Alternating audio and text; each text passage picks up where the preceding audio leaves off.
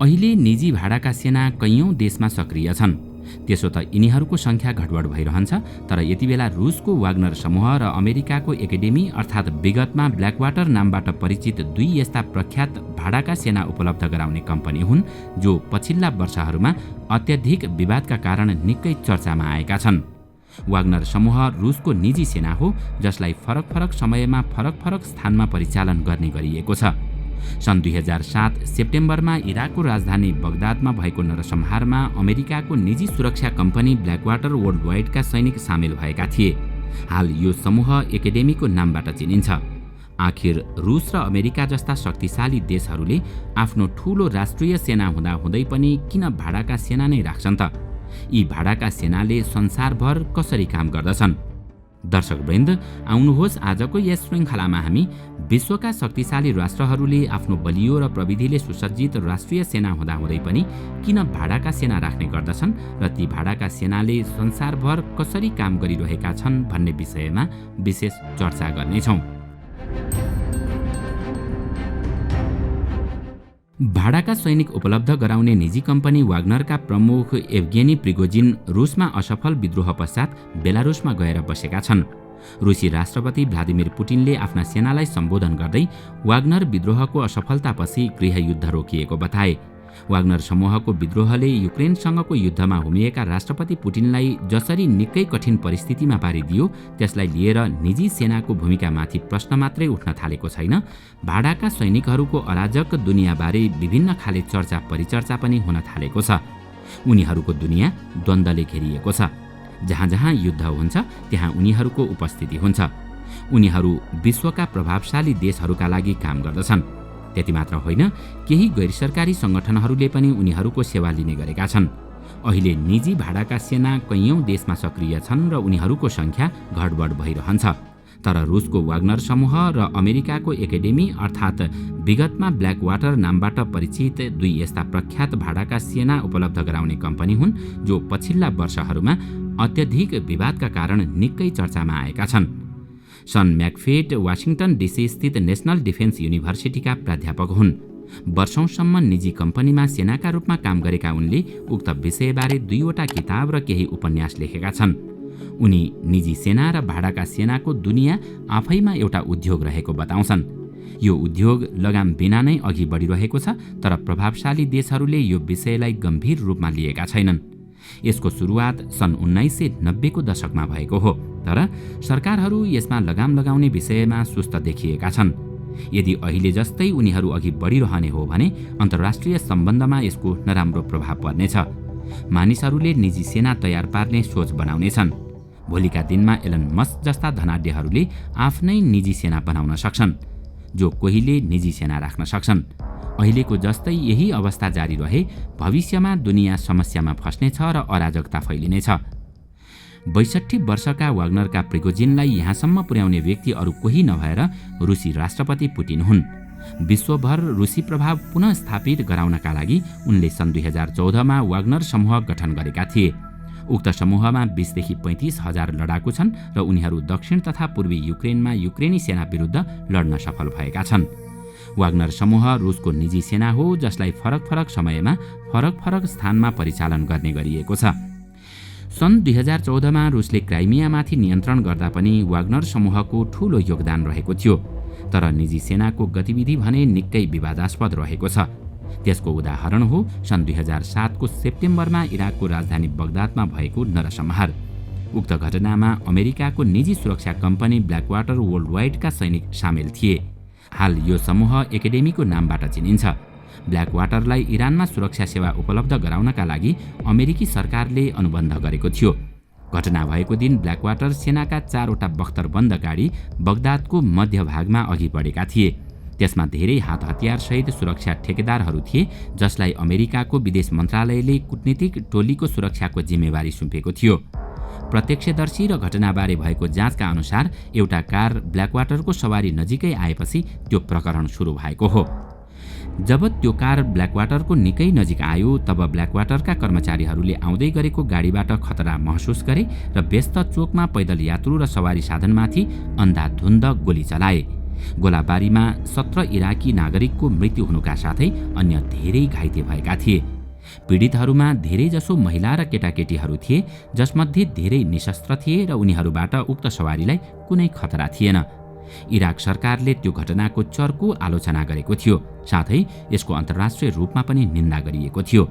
उक्त नरसंहारबारे अमेरिकाले गरेको अनुसन्धानमा पनि ब्ल्याकवाटरका सेनाले अत्यधिक र अनुचित बल प्रयोग गरेको निष्कर्ष निकालेको थियो। अमेरिकाको न्याय मन्त्रालयले पछि घटनामा संलग्न ब्ल्याकवाटरका धेरै कर्मचारीहरूलाई हत्याको आरोप पनि लगायो, तर पनि यो विषय निकै विवादित छ।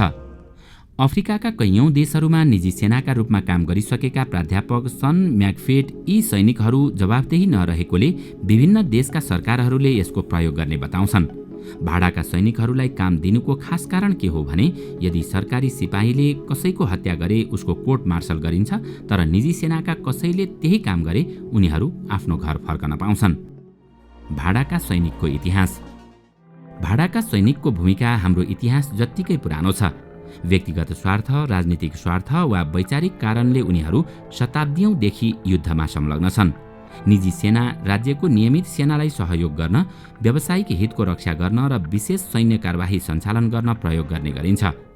प्राचीन अनि मध्यकालीन समयमा इजिप्टमा फिरौनले छिमेकी क्षेत्रहरूमा भाडाका सैनिक लिने र स्थायी सेना पनि राख्ने गरेका थिए। प्राचीन ग्रिस, एथेन्स र स्पार्टा जस्ता स्टेटहरूले प्राय आफ्नो सैन्य बललाई बलियो बनाउन भाडाका सैनिक राख्ने गर्दथे।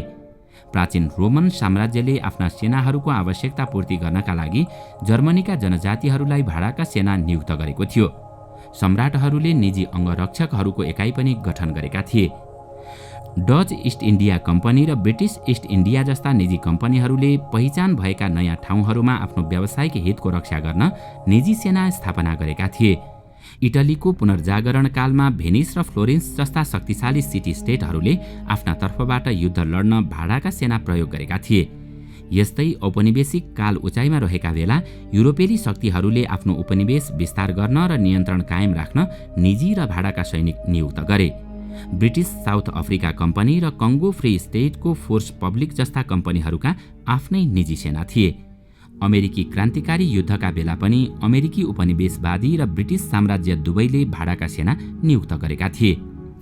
20औं शताब्दीको उत्तरार्धमा निजी सैन्य कम्पनीहरूले प्राथमिकता पाए। त्यस्ता समूहले सरकार र सरकारका तर्फबाट परिचालित विभिन्न संस्थाहरूको तर्फबाट अफ्रिका र बल्कन जस्ता धेरै युद्धहरूमा भाग लिएका थिए। इराक र अफगानिस्तान युद्धको समयमा अमेरिका र उसका सहयोगी राष्ट्रहरू ब्ल्याकवाटर जस्ता भाडाका सेनामा धेरै निर्भर थिए। यी भाडाका सेनाले सुरक्षा, सरसामान सम्बन्धी सहायता र अन्य सेवा पनि प्रदान गर्ने गर्थे।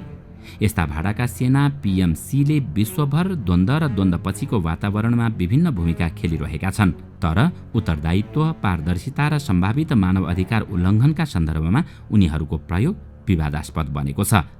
यता दक्षिण एसियाको कुरा गर्नुपर्दा कुनै समय अहिलेको भारत तत्कालीन विजयनगर साम्राज्यमा सेनाको एउटा अंश थियो, जसमा उज्बेकिस्तान, कजाकस्तान जस्ता मध्य एसियाली देश वा अफगानिस्तान र इरान जस्ता देशहरूबाट आएका लडाकुहरू सामेल थिए।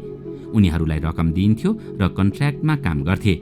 विजयनगर साम्राज्यले उनीहरूलाई अहमदनगरका सुल्तान, गोलकोण्डा अनि हैदराबादका निजामहरू विरुद्ध राम्रोसँग प्रयोग गरेको थियो। मध्य एसियाका सर्वसाधारण मिलेर बनेको निजी सेनाले पनि चोल साम्राज्यको विस्तारमा महत्त्वपूर्ण भूमिका खेलेको पाइन्छ। दिल्ली र मुगल साम्राज्यमा पनि निजी सेनाको प्रयोग सामान्य थियो।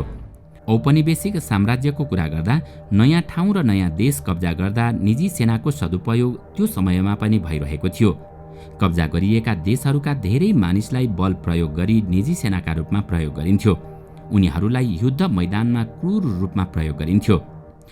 21औं शताब्दीमा अहिले अमेरिका, युरोप र रुसले जसरी निजी सेना प्रयोग गरी अन्य देशहरूमाथि कब्जा जमाउन, त्यस देशका सरकारहरूलाई अस्थिर बनाउन र आफ्ना नीतिहरू लागू गर्न प्रयोग गरेका छन्, त्यसले अन्तर्राष्ट्रिय कानुन र भियना महासन्धिको ठाडो उल्लङ्घन गर्छ। त्यसो त अमेरिका आफै यसको एउटा ज्वलन्त उदाहरण हो, जसले इराकमा निजी सेनाको प्रयोग गरेसँगै अन्तर्राष्ट्रिय कानुनको समेत ठाडो उल्लङ्घन गरेको थियो। त्यसबाट मानव अधिकारको घोर उल्लङ्घन भएको छ। त्यसैले यदि निजी सेनाको प्रयोग रोक्ने हो भने त्यसका लागि संयुक्त राष्ट्रसङ्घको निगरानीमा अन्तर्राष्ट्रिय सम्झौता हुनुपर्छ।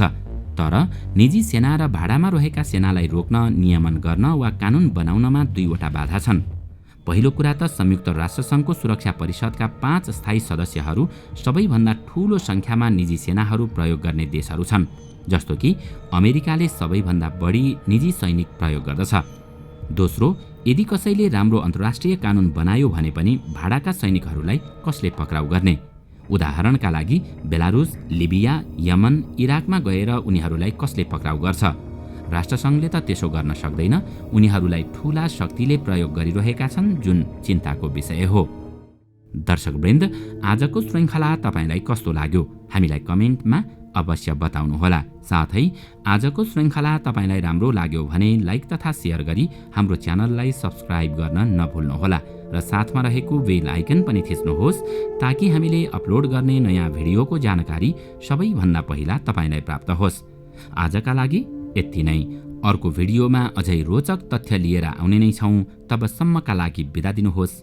नमस्कार।